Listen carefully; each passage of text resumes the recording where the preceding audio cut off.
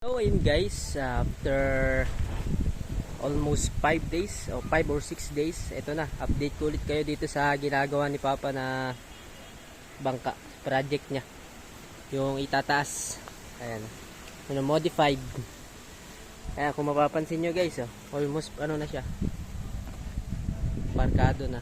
Yan, napalitan na rin yung unahan. Wait, yan, ikuri ko kayo. Ayan, may mga plywood na yung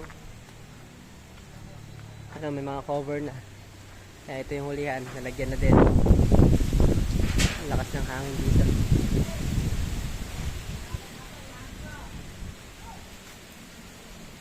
Ayan, ito ang ginagawa ngayon. Yung makina, ayan, meron na din. Double engine nga pala to.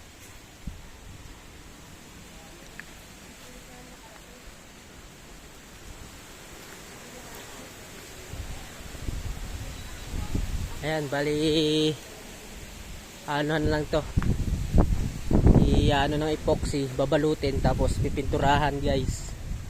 Ayan, ito na rin yung pinakang palo nya, tarik na lang.